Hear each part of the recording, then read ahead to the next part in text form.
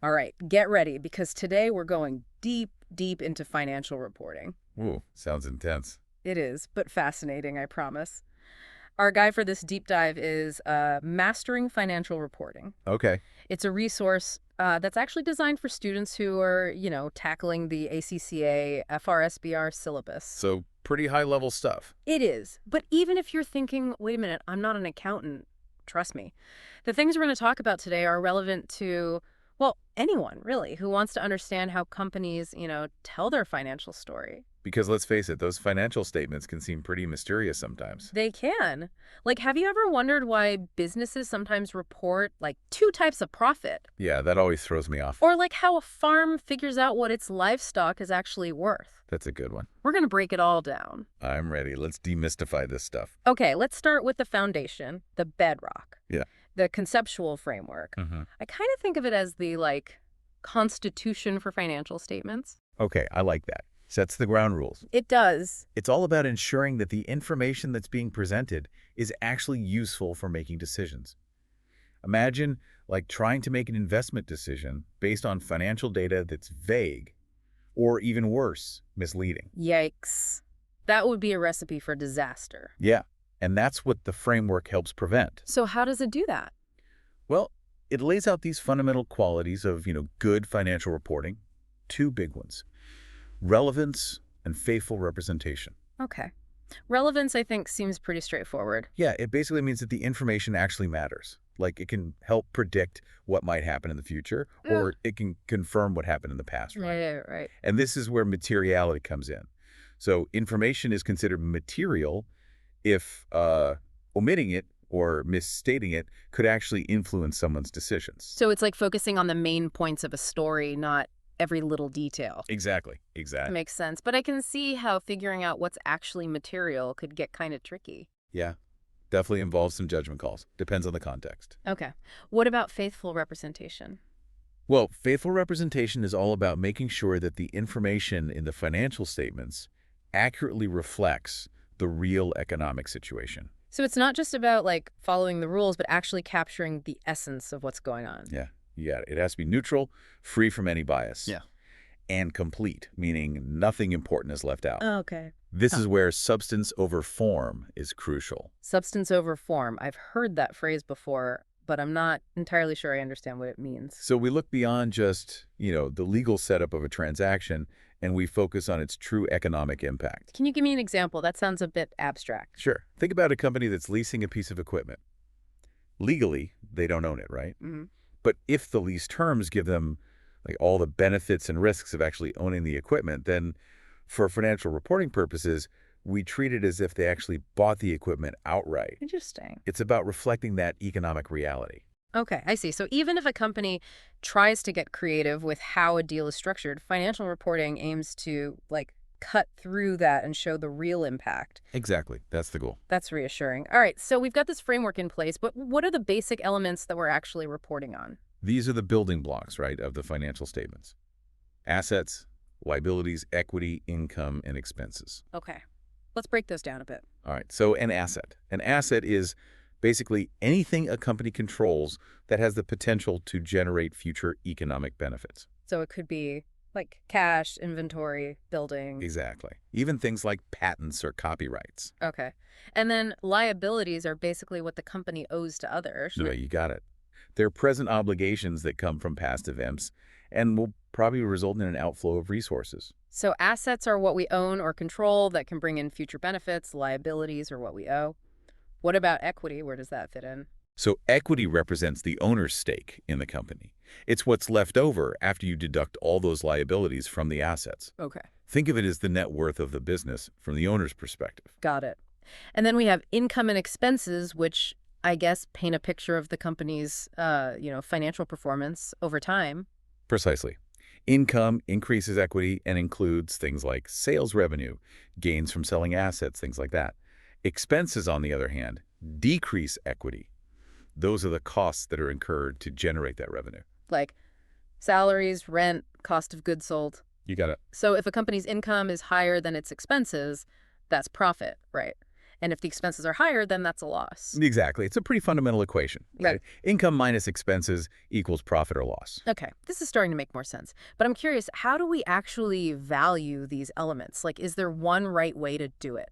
That's a great question. And it leads us to all these different measurement bases.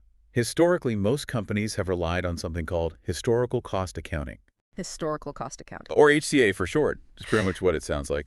Assets are recorded at their original purchase price. Okay, so like how much they actually paid for it. Yep. Seems simple enough, but our source material mentions some like pretty significant drawbacks to using HCA, especially when you have inflation. Yeah, that's definitely one of the limitations, especially in times of high inflation, because the purchasing power of money decreases over time, right? Right. But HCA doesn't account for that, so it can potentially overstate profits. So a company could look more profitable on paper than it actually is. Exactly. What are the implications of that? Well, it could lead to some, bad decisions. For example, a company might over-distribute profits to its shareholders, thinking they have more money to give out than they actually do. And then they might be left short of cash when they actually need to, replace assets that have become more expensive because of inflation. Ouch. That sounds like a recipe for trouble. It can be. The source also mentions challenges with depreciation under HCA. Can you talk about that a bit? Sure. So depreciation is how we spread the cost of a long-term asset over its useful life. But when inflation is high, depreciation is based on that original historical cost, which can distort the true cost of using the asset. It's like trying to figure out your travel expenses today based on gas prices from 5 years ago. Oh, that's a good analogy. You just wouldn't do that. No. Because the numbers wouldn't make sense. Right. So you end up with this mismatch between the historical cost reflected in that depreciation expense and the current reality of actually using the asset. Exactly. Okay, that makes sense. Are there any alternatives to HCA? There are a few. We can use a current value approach. So this means updating those asset and liability values to reflect their current market prices. Okay, current value. That makes sense, especially in a world where prices are, constantly changing. Yeah. Can you walk me through the different ways of looking at current value? Sure. So there are three main bases for current value accounting: current cost, fair value, and value in use. Okay. So current cost is basically what it would cost to acquire the same asset today. So we're looking at the entry price. Okay, so what the company would have to pay if they had to replace the asset right now. Exactly. That sounds like a much more realistic way to understand the true cost of, using an asset, especially in times of inflation. Yeah, it can be. But there are challenges too, right? Determining the current cost for unique or specialized assets can involve a lot of, estimations and assumptions. It might not always be straightforward. Okay, so there's a trade-off between accuracy and simplicity. What about fair value? How's that different from current cost? Fair value is an exit price. It's what the company could realistically sell the asset for in a, normal transaction between market participants. So it's more about what someone else would be willing to pay for the asset right now. Exactly. Okay. What about value in use? So value in use is the present value of the future cash flows that are expected to be generated from using the asset. Okay, so it's about the asset's potential to contribute to the company's earnings over time. Exactly. Okay, so with current cost, we're looking at the replacement cost. With fair value, it's the market price, what someone would pay for it. And with value in use, we're thinking about its future earning power. That's really interesting. It seems like each of these current value bases has its own, pros and cons. For sure. And choosing the right one, depends on the specific asset and the purpose of the valuation. It's not a one-size-fits-all. It sounds like there's a lot to consider when choosing a measurement basis. It's definitely not as simple as just looking at the original purchase price. But this is all really helpful in understanding how companies go about representing the value of their assets. Now, our source material also mentions something called other comprehensive income, or OCI. Sounds kind of mysterious. It does sound a bit mysterious, doesn't it? Yeah. Can you shed some light on that? Sure. OCI captures certain gains and losses that aren't directly included in the traditional profit or loss calculation. Think of it as a separate category for those changes in value that aren't directly related to the company's core operations. So it's like a holding area for certain types of gains and losses. In a way, yes. And here's where it gets kind of interesting. Some items that are in OCI are eventually reclassified into profit or loss, while others are not. Wait, Why is that? Well, it's all about timing and giving like a fuller picture of the company's performance. Okay. OCI acknowledges that some gains and losses happen before they actually impact like the company's core earnings. Can you give me an example? Sure. Let's say a company owns a building and that building like skyrockets in value. That gain would initially be recorded in OCI. But if the company later sells the building, that gain would then be shifted into profit or loss for the period of the sale. Ah, okay. So it's recognized when it actually affects the company's bottom line. That makes sense. Our source also mentions items that are never reclassified, like changes in a liability's credit risk. Why is that? Well, those changes might not have like a direct and immediate impact on the company's core earnings, Mm-hmm. but they're still important to, track and disclose separately. It's about providing a more comprehensive view of the company's financial position. I can see how this OCI concept adds another layer of complexity to financial reporting, but it's definitely making me think about like all the different ways that companies can report their financial results and what it means for, really understanding their performance. Yeah, for sure. This is fascinating. Now, I'm curious, what role do regulations play in all of this? Like, how do we make sure that companies are, playing by the same rules and that their reports are actually comparable? Right. That's where accounting standards come in. Okay. So we have GAAP, which stands for Generally Accepted Accounting Principles. Mm-hmm. Those are specific to like a country or a jurisdiction. Mm-hmm. And then we have IFRS, which is International Financial Reporting Standards. Okay. Those aim to create a globally consistent set of reporting rules. So GAAP is like the local dialect, and IFRS is aiming for like a universal language. Yeah, that's a good way to think about it. Yeah. And, this push for more convergence towards IFRS is driven by the need for like greater transparency and comparability in, this globalized economy. Makes sense. And who's leading this charge for global accounting standards? That would be the ISB, the International Accounting Standards Board. They're an independent body responsible for developing and, promoting the use of IFRS worldwide. So they're like the United Nations of accounting. Yeah, working to create this common language for businesses to communicate their financial information. That's really interesting. So how do they go about creating these standards? Is it all about setting like really strict rules? That's a great question. And, it gets to this fundamental debate in accounting, the principles-based versus rules-based approach. Oh. Mm-hmm. I've heard those terms before, but I'm not sure I like fully grasp the distinction. Okay, so principles-based standards, they focus on broad concepts and professional judgment. They offer some flexibility, so you can have different interpretations based on the specific circumstances of a transaction. Think of it like setting guidelines that allow for a little wiggle room. Okay, so it's more about understanding like the spirit of the rule rather than just following the letter of the law. Yeah, exactly. But of course, different companies might interpret the same principle in slightly different ways, which can make comparisons a little bit trickier. Right, right. What about rules-based standards? So rules-based standards, they try to eliminate that ambiguity by giving really specific and detailed instructions. It's more like a checklist. Oh, okay. So it promotes uniformity and makes it easier to make sure everyone's complying, right? Right.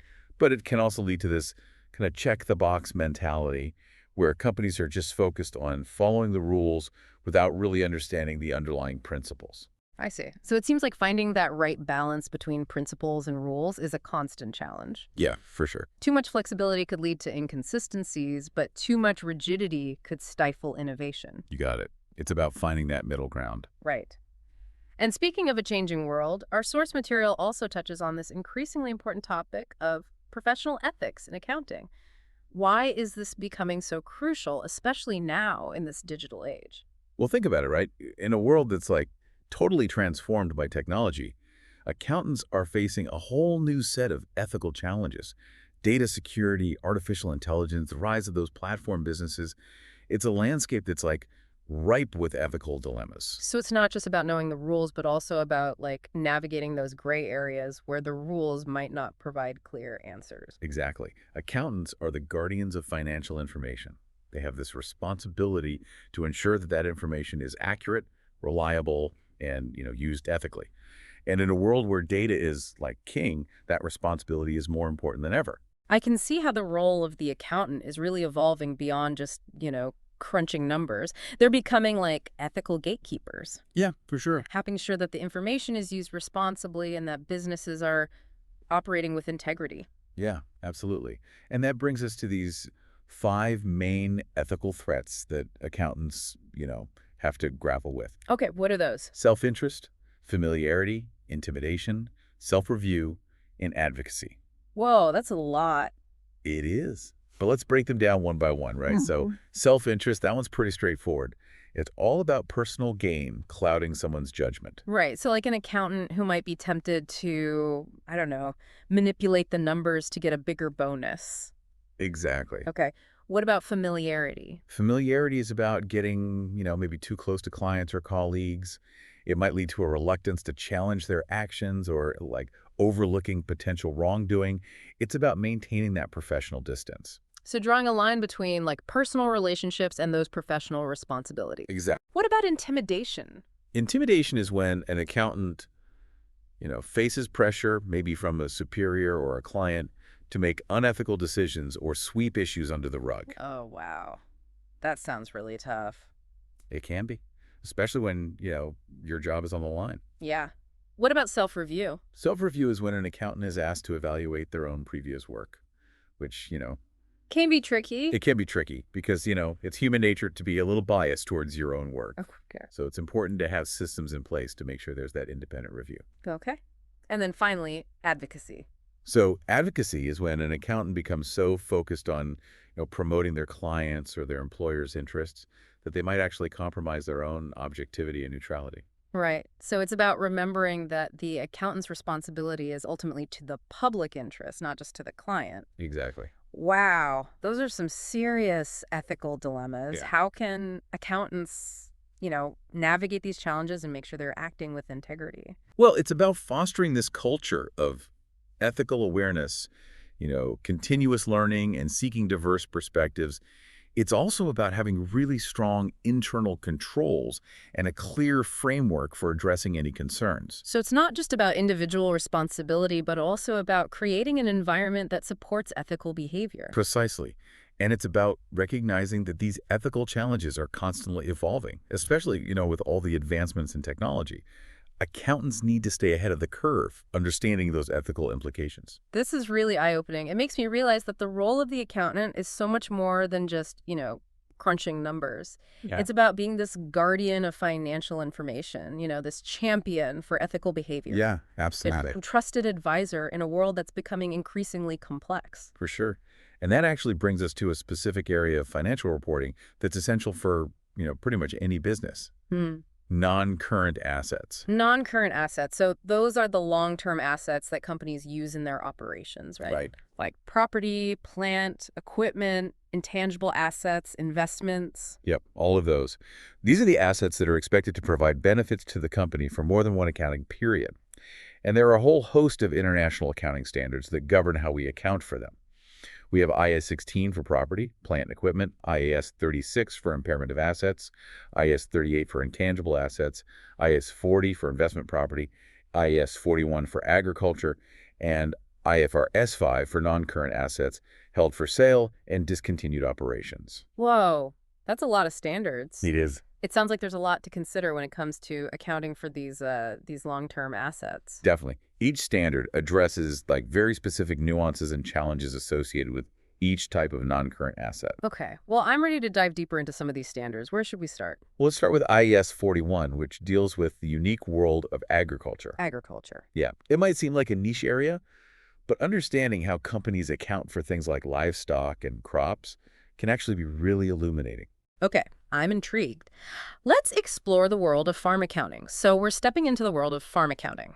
We are. Interesting. Our source material highlights IAS 41. That's the standard that governs this kind of unique area. Right. What makes accounting for farms and, agricultural businesses so different from other businesses? Well, unlike a factory that's producing, widgets, agricultural businesses deal with, living things. Of course. Things that grow, right? Yeah. We call those biological assets. Biological asset. Yeah, and these aren't your typical fixed assets like, machinery or buildings. Right. Think of a field of corn or a herd of cattle. Their value, it fluctuates all the time based on things like the weather, market prices, even just the age and health of the livestock. So a farmer can't just record the cost of a calf when it's born and just, call it a day. Nope, not quite that simple. Okay. That makes sense. So how does IAS 41 deal with that? Well, IAS 41 says that biological assets should be measured at their fair value, less cost to sell at each reporting date. Okay. So that means we have to consider what the asset could be sold for in the current market, minus any costs, associated with actually selling it. Okay. Okay. That sounds like it adds like a whole other level of complexity to the whole accounting process. It does. I mean, how do farmers even determine like fair value for something like a growing crop or a, young animal? Well, it involves a lot of estimation and, judgment. I bet. You have to look at things like market data, expert opinions, even statistical models sometimes. It's not an exact science by any means, but it's about capturing that dynamic nature of these assets. Right, recognizing that they're living things, that they're constantly changing. Exactly. And they're, inherently risky too, right? Yeah. Subject to like all sorts of unpredictable factors. Absolutely. It's fascinating how those accounting standards try to like reflect those real world complexities. Our source material uses the example of beef cattle to illustrate how this works in practice. Can you walk me through that? Sure. So imagine you're a cattle rancher and you have a herd of, beef cattle. Before those cattle are ready for slaughter, they're considered biological assets, right, under IAS 41. Okay. And their value might change, like daily based on things like, market prices for beef, the cost of feed, even things like weather conditions that could affect their growth. So the rancher is constantly like updating the value of their herd based on, these market dynamics. But what happens when the cattle are actually ready for slaughter? Well, that's when things shift a bit. So once the cattle are slaughtered, that resulting beef, it's no longer a biological asset. It becomes what we call agricultural produce, Okay. which is basically inventory at that point. Got it. And that's when IAS 2, the standard that deals with inventory, kicks in. So we've moved from the realm of fair value accounting under IAS 41 to cost accounting under IAS 2. Exactly. So that fair value of the beef at the point of slaughter, that becomes its cost, its historical cost under IAS 2. Okay. And from that point forward, we're just tracking the cost of that inventory, Yeah. as it's processed, packaged, and eventually sold. This example really highlights how the accounting standards kind of work together, to create this like coherent and logical flow from, from the farm all the way to the market. Right, it's all connected. Yeah, like a relay race where each standard is kind of handing off the baton at the right time. It's fascinating. Now, our source material also mentions government grants that are related to biological assets. Uh-huh. I imagine those could play a pretty significant role in agricultural accounting. Oh, yeah, definitely. Government grants can be really important for agricultural businesses, especially, those facing challenges like drought or like market fluctuations. Right. So IAS 41 gives guidance on how to account for those grants. Okay. And it distinguishes between conditional and unconditional grants. Okay, can you remind me of the difference between those two? Sure. Unconditional grants are, pretty straightforward. Okay. They're recognized as income when the company has a right to receive them, even if there might be, strings attached. Okay, so it's like a gift, no strings attached from the government. Exactly. And conditional grants? Well, conditional grants, like the name suggests, come with conditions. Okay. So maybe the farmer has to, use that grant money for a very specific purpose. Right. Or meet certain like environmental standards. Okay. These grants are only recognized as income when those conditions are actually met. So it's like getting, a gift certificate, but you can only use it on certain items. Exactly. Okay. So it's about recognizing that income when the company has, basically fulfilled its end of the bargain. Right, exactly. Got it. It seems like accounting for agricultural activities involves a lot of, judgment and estimation, especially when you're dealing with those, fluctuating fair values and those conditional grants. Yeah, it definitely does. It's a very specialized area. I can imagine. Requires a pretty deep understanding of those like biological and economic cycles, of agricultural production. Yeah. A lot of moving parts. Absolutely. Well, this has been a fascinating glimpse into the world of farm accounting. It has. Now I'm kind of curious to explore some of the other standards that govern those non-current assets. Okay. Our source material highlights IAS 36, which deals with impairment of assets. Yes. That sounds a little ominous. It does, doesn't it? What exactly is impairment, and why is it important? Well, impairment is basically about recognizing when an asset's value has decreased to the point that it's, not worth what's reflected on the balance sheet anymore. Think of it like, realizing that your vintage car collection isn't worth as much as you thought it was. Oh, no. Right. Right. Okay, so, like, a reality check on those asset values. Exactly. So how do we know when an asset is impaired? Are there, like, warning signs to look out for? Yes. So IAS 76 gives us guidance on when companies should, assess for impairment. Okay. And there are both like internal and external indicators that might trigger that impairment review. Okay. Can you give me some examples of internal indicators? Sure. So imagine a piece of machinery that's like constantly breaking down, or maybe it's becoming obsolete because of, technological advancements. Okay. Those are internal indicators that might suggest that assets value has declined. Okay. So it's about recognizing that the asset isn't, like, performing as well as it used to, or maybe it's just, not in high demand anymore. Right. What about external indicators? What would those look like? So external indicators could include like a big drop in the market price for, a particular type of asset. Okay. Or maybe a change in regulations that makes the asset, less useful or valuable. Right. It's about recognizing that the world outside the company, can also impact an asset's worth.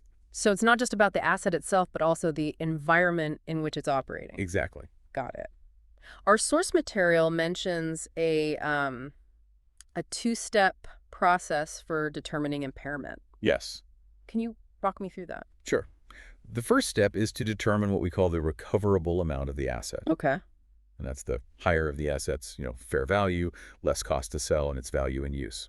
So we're considering both what we could get for the asset if we sold it, and also what we expect to, generate from using it. Exactly. It's like weighing your options, right? Yeah. Do you sell your old car, or do you keep it and hope it holds its value? Right, right. So once we've figured out that recoverable amount, we compare it to what we call the asset's carrying amount, Okay. which is, the value at which it's currently recorded on the balance sheet. Right, okay. And if that recoverable amount is lower than the carrying amount, well, that's a sign of impairment. Okay. It means that the asset's value has gone down, and the company needs to recognize what we call an impairment loss. So we're essentially, like, writing down the value of the asset to reflect that, diminished worth. Yeah, right. Our source material gives an example of how to allocate an impairment loss across a cash-generating unit, or a CGU. Mm. What's a CGU, and why is this allocation process important? So a CGU, it's the smallest group of assets that, generates cash flows that are independent of other assets. Okay. It could be a whole subsidiary, a product line, a specific geographic region, depending on the company. Okay. It's about identifying like the level at which we can really assess the impact of that impairment. So instead of looking at individual assets in isolation, we're kind of considering how they contribute to, the overall cash flow of a particular unit. Right. So in this example, the company owns a subsidiary with a bunch of different assets: goodwill, buildings, plant and equipment, other intangible assets, and receivables and cash. Okay. Kind of the whole shebang. The whole shebang, exactly. But then disaster strikes. A flood damages some of the plant and equipment, so now they have to do an impairment review. Oh, no. That sounds like a worst-case scenario for any business. It can be. So how does the company deal with this situation? Well, first they assess the recoverable amount of the entire subsidiary, right, considering that impact of the flood damage. Okay. And they determine that, the recoverable amount is actually lower than the carrying amount of its assets, so there's impairment. Okay, so the subsidiary's value has taken a hit because of the flood. How do they figure out, like, how much of an impairment loss to recognize? So they follow a very specific allocation process. They start with those, scrapped assets, Yeah. that damaged plant and equipment, that's written off. Okay. And then any remaining impairment loss is allocated to goodwill first. Okay, goodwill first. Why is that? Well, goodwill is often considered like the most, subjective and difficult asset to value Right. because it represents that excess of the purchase price over the fair value of the identifiable net assets. So it's kind of like that intangible premium that a company has, like its reputation. Exactly. It's kind of like a reputation premium. Right. So if the subsidiary's value is impaired, it makes sense to kind of like question the value of that goodwill first. Exactly. And any remaining impairment after that is then allocated to the other non-current assets, excluding, receivables and cash because those are already stated at their net realizable value. So it's a really systematic approach to like recognizing that impact of impairment on the subsidiary's overall financial position. Right. Okay, this example really highlights how IAS 36 ensures that companies are, being realistic about those asset values and reflecting any impairment losses on their financial statements. Right. It's all about transparency and making sure those financial statements are providing a true and fair view. This deep dive into IAS 36 is really demystifying this concept of impairment. It makes me realize that recognizing and accounting for these losses is like crucial for providing that, that true and fair view of the company's financial health. Absolutely. And, impairment, it's not about like punishing companies or highlighting their failures. Right. It's about making sure that financial reporting is reflecting, economic reality. Right. Being honest about the numbers. Exactly. And that helps investors and other stakeholders to make, informed decisions. Now, our source material also touches on IFRS 5, which deals with non-current assets that are held for sale and also discontinued operations. Right. So when would this standard come into play? Well, IFRS 5 gives specific guidance for when a company decides to dispose of a major part of its business or even a significant asset. Think of it like, the accounting equivalent of putting a for sale sign on a part of your business. Okay, so we're talking about some major strategic decisions. We are. But how do we know for sure, like, when an asset is actually classified as held for sale? Yeah. Is it just a matter of the company, like, deciding they want to sell it? Not quite. IFRS 5 actually outlines like 5 very specific criteria that have to be met for an asset to be classified as held for sale. 5. First, the company has to be committed to selling that asset. Okay. So the management have to approve a plan to sell it. So it's not just like a passing thought. There has to be a firm decision in place. Right, exactly. Okay. Second, they actually need an active plan to sell. Okay. So the company is actively, marketing the asset and taking steps to actually find a buyer. Okay, so they're not just like sitting on it hoping someone will come along. Right. Third, the asset has to be available for immediate sale, in its present condition. Okay. So it's ready to be transferred to a buyer without any like significant delays or modifications. So like no fixer-uppers. It's got to be ready to go. It's got to be ready to go, yeah.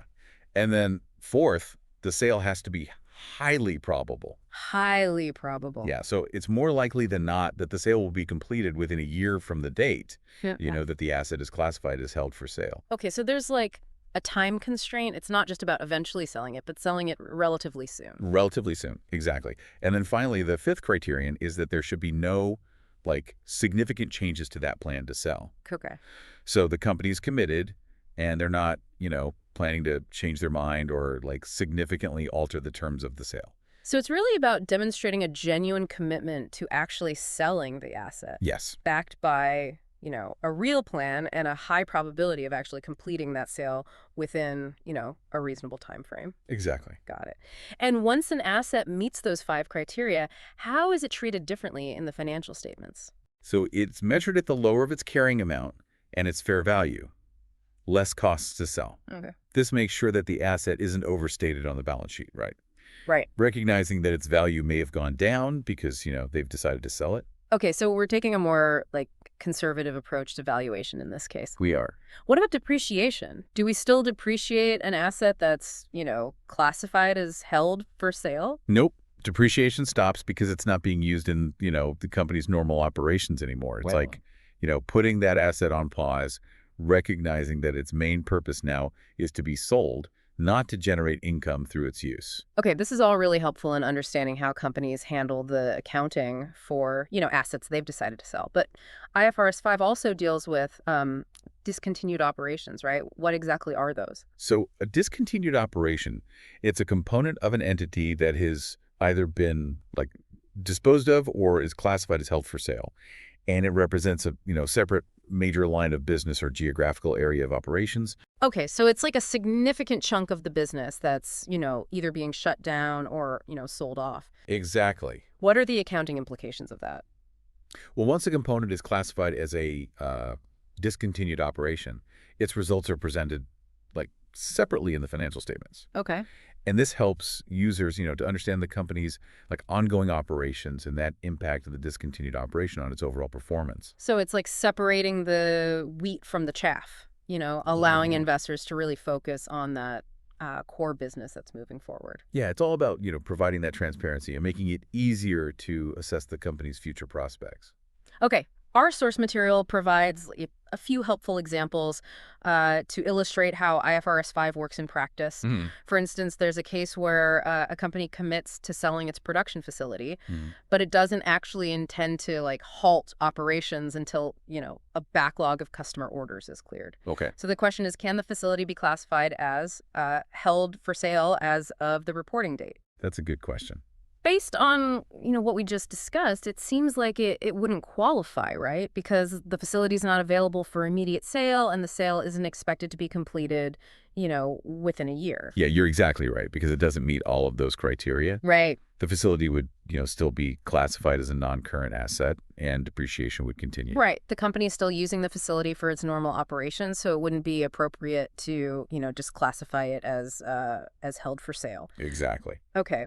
What about an example where an asset does meet those criteria? Okay, so let's say a company has a piece of equipment that's just becoming obsolete. Mm-hmm. So they decide to sell it, right? And they find a buyer who's willing to purchase it, within the next 6 months. Okay.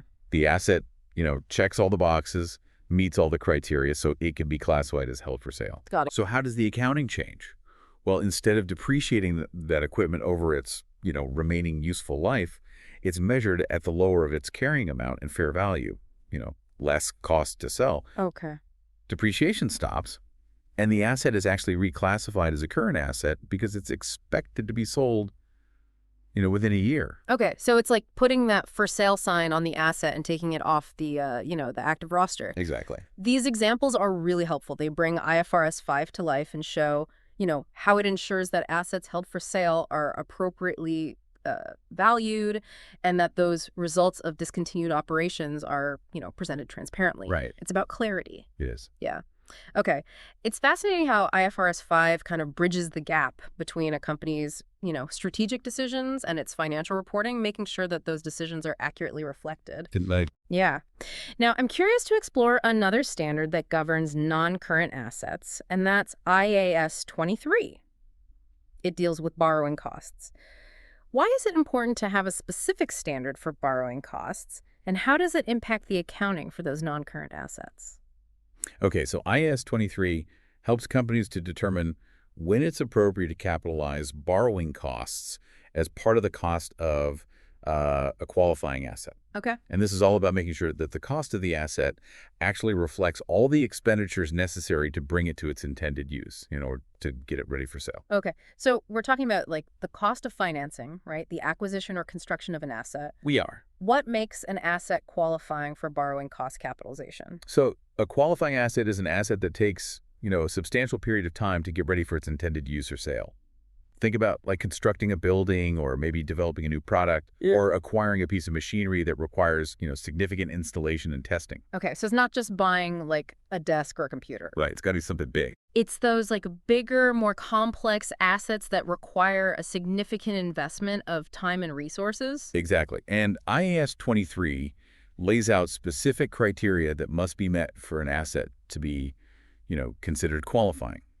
It has to be probable that the future economic benefits from that asset will flow to the entity. Okay. And the cost of the asset can be reliably measured. Okay, so there's a high bar to clear. There is. So we're not just capitalizing, borrowing costs for anything. There needs to be that clear link between the borrowing costs and those future economic benefits. Right. And once we've determined that an asset qualifies, then we got to figure out how much of those borrowing costs to capitalize. Okay. And this depends on whether the borrowings are specific to the asset or general borrowings used for lots of different purposes. So we're distinguishing between borrowing specifically for a particular asset versus using, general funds that could be used for all sorts of things. Exactly. Okay, got it. How does that affect the calculation? Well, for those specific borrowings, the calculation is pretty straightforward. Okay. We just use the actual borrowing costs incurred, less any investment income that was earned on those borrowings. Okay. So if a company takes out a loan specifically to finance the construction of a new factory, that interest expense on that loan, that would be capitalized as part of the cost of the factory. Okay, that makes sense. We're directly tying, the cost of that financing to the asset being acquired. We are. Okay. But what about general borrowings? How do we figure out, how much of that costs to capitalize? So for general borrowings, we have to calculate a weighted average interest rate based on all the company's, outstanding borrowings. And this reflects their, overall cost of borrowing. Right. It can get a little complicated. It sounds like it could. Our source material has an example to illustrate how this works. It does. Can you walk us through it? Sure. So imagine a company is building a new warehouse. They've got a specific loan for that project, but they also have other general borrowings, outstanding. Right. So to determine that weighted average interest rate for general borrowings, they have to consider the interest rates on all of their outstanding loans and the amount of each of those loans. So it's like figuring out that average interest rate across, all of their debts. Exactly, weighted by the size of each debt. Okay. And then once they have that weighted average rate, they apply it to the portion of the warehouse construction costs that aren't covered by that specific loan. Got it. Okay. So they're allocating a portion of those general borrowing costs to that warehouse construction project based on that weighted average rate. Okay. This example is really helpful. It shows how IAS 23 works, in practice. It highlights the importance of accurately tracking those borrowing costs and making sure they're, properly capitalized. Right. It's about accuracy, but also practicality. Right. Using that weighted average approach for those general borrowings. Yeah. Instead of trying to trace every dollar back to its specific purpose. Right. Okay. The goal is to create a clear and consistent approach to accounting for borrowing costs. Oh, yes. To make sure that, the cost of those qualifying assets is accurately reflected on the financial statements. Exactly. It's all about that faithful representation we talked about earlier. Right. This deep dive into IAS 23 has really illuminated the nuances of accounting for borrowing costs. It has. Yeah, it has. It really makes me appreciate, the level of detail and consideration that goes into, preparing those financial statements. There's a lot that goes on behind the scenes. There is. To make sure those numbers are accurate. Absolutely. Now, I'm curious to explore IAS 38, which deals with intangible assets. Okay. These assets can be incredibly valuable, but they're also often the hardest to grasp. They are. What makes them so challenging? And how does IAS 38 help us navigate this kind of this tricky territory? So intangible assets are those, non-monetary assets that lack physical substance. Okay. But they can be really valuable to a business. Think of patents, copyrights, trademarks, brand names, customer lists, software. Yes, goodwill, right. Even goodwill, yeah. And, these assets can be difficult to value because they often don't have a clear market price, right? And their useful life can be hard to determine. So we're talking about assets that are essential to a company's success, but, they're not as easy to quantify as a building or, a piece of machinery. They're not. Right. So how does IAS 38 help us make sense of these kind of often hidden but incredibly important assets?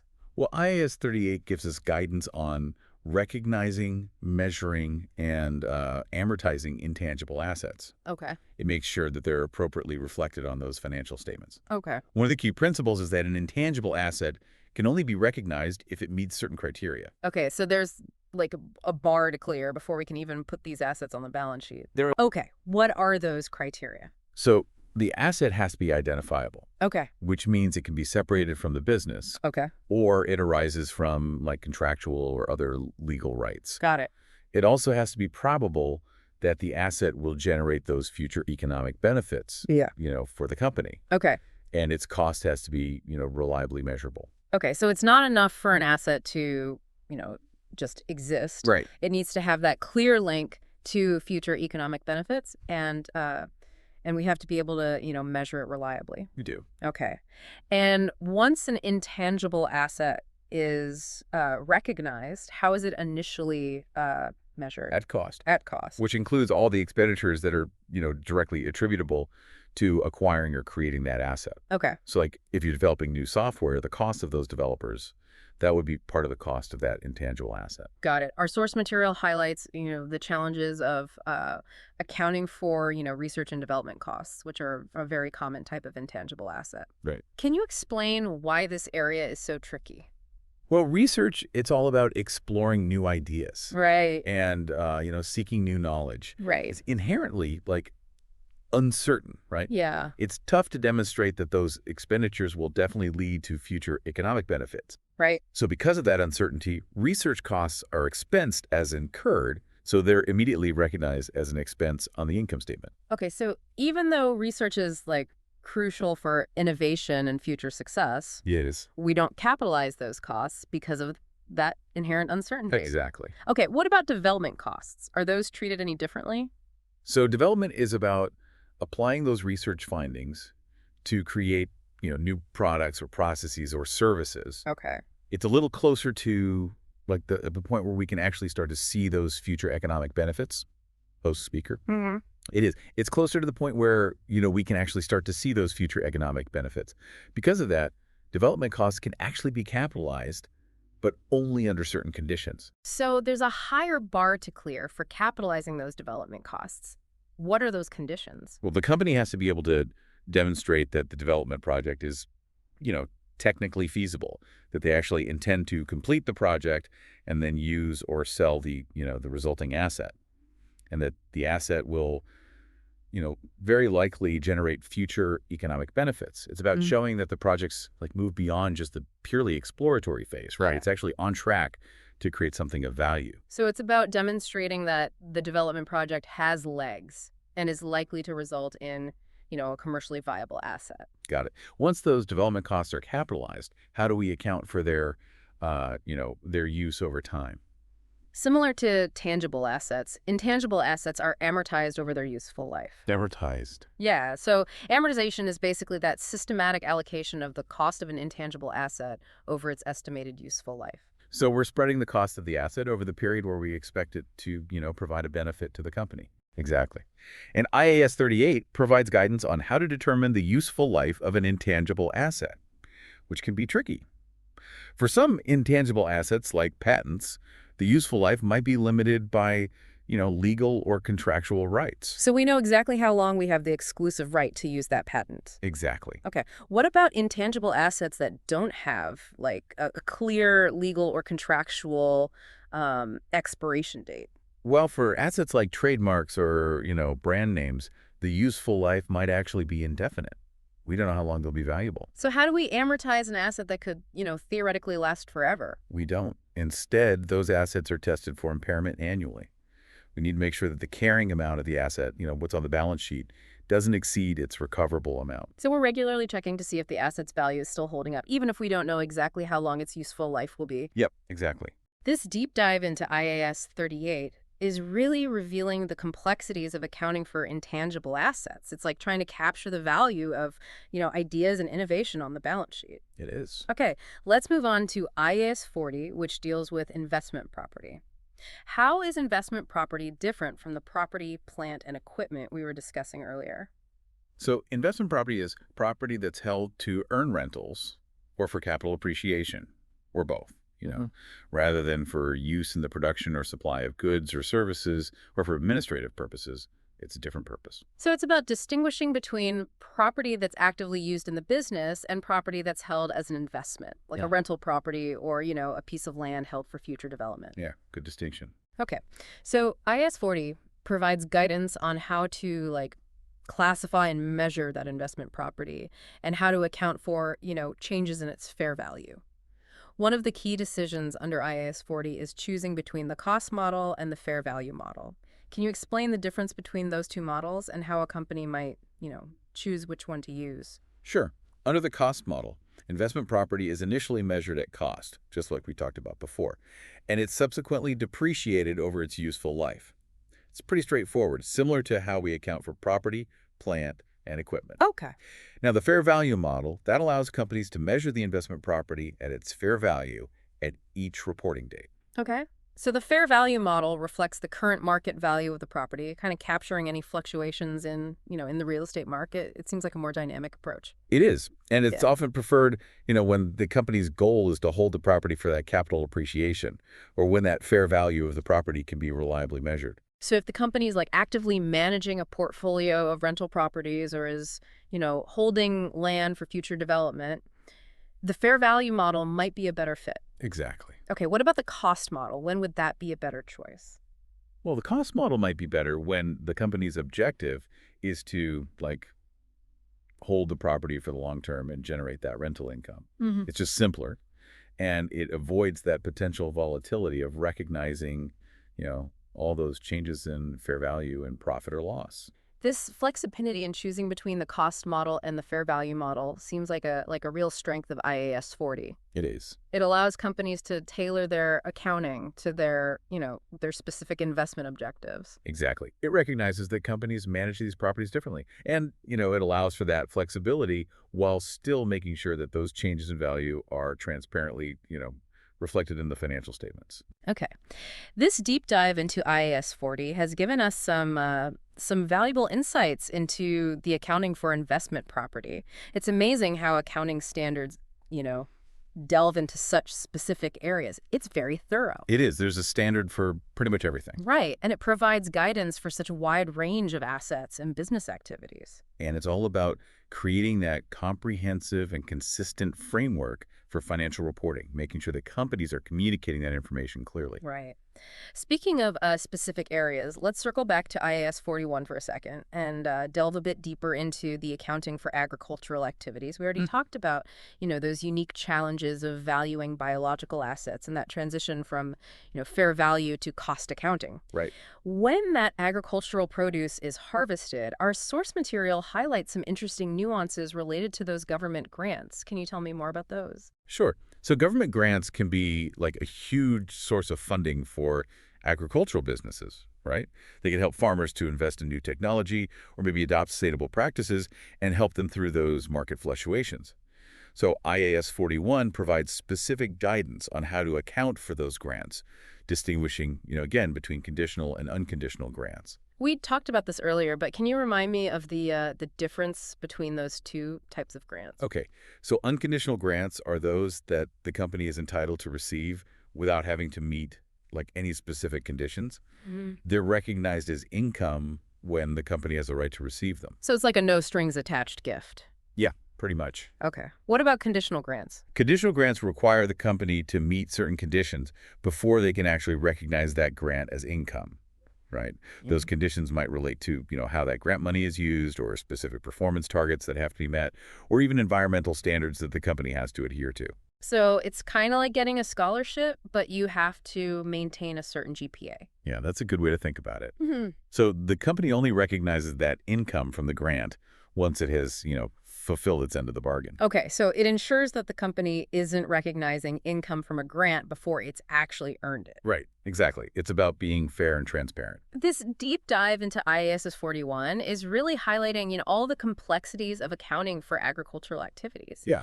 It's very specialized. It is. And it requires a deep understanding of those biological and economic cycles, right? Right. As well as the specific regulations and government programs that impact the industry. Absolutely. It's a lot to keep track of.